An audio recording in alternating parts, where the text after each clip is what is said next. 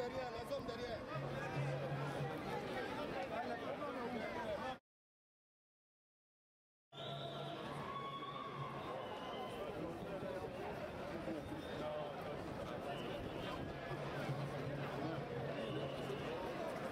La zone derrière.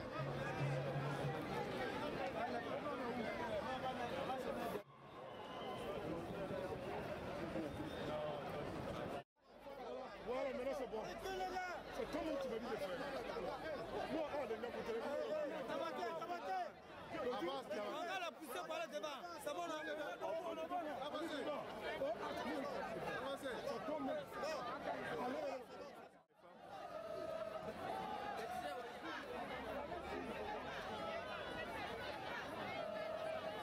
Je m'appelle Cissé Saïdou Bakongo, je suis le président de la RJDP, la jeunesse du RHDP.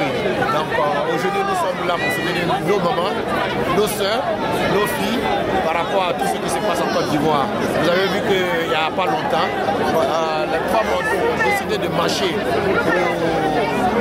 pour dénoncer la barbarie de Laurent Gbagbo et elles sont tombées là-dedans. Il y a eu 7 femmes qui sont mortes et aujourd'hui nos mamans en France ici ont décidé de marcher pour effectivement soutenir non seulement ceux qui sont tombés, mais pour soutenir le président Alassane Ouattara. Le message que je voulais lancer, c'est d'abord un message de paix, un message de réconciliation et un message d'amour. Et dire à tous nos mamans et à tous nos soeurs et filles de leur dire que le combat continue, de ne pas baisser les bras. Certes, il y a des gens qui sont tombés, mais c'est ça aussi la réalité du terrain, c'est ça aussi la politique. Aujourd'hui, Gbagbo Laurent nous tue, mais demain qui sait, lui-même il ne restera pas éternellement, il va mourir un jour. Aujourd'hui, nous sommes sur la plage Trocadéro. Toutes les femmes, tous les hommes qui ont des mamans et qui ont des femmes sont présents pour manifester, afin de faire partie M. Laurent Gbagbo pour arrêter les morts en Côte d'Ivoire. Parce que nous sommes fatigués. Ça fait 3 mois. Les Ivoiriens ne dorment plus. Les Ivoiriens ne sont plus en sécurité. Les Ivoiriens meurent de faim. Nos femmes tombent. Alors, nous lançons un message à l'Union internationale, l'Union africaine. Je remercie beaucoup le président Obama, le président Sarkozy. Je remercie tous les présidents d'Afrique d'avoir pris la décision de finaliser le pouvoir de M. Ouattara, aujourd'hui en tant que président de la République de Côte d'Ivoire. Merci, merci. C'est une criminelle parce qu'elle fait assassiner les femmes enceintes, elle fait assassiner les gens qui sont innocents, des enfants, des gens qui sont innocents, qui sont en Côte d'Ivoire. Dans le pays actuellement à cause d'elle.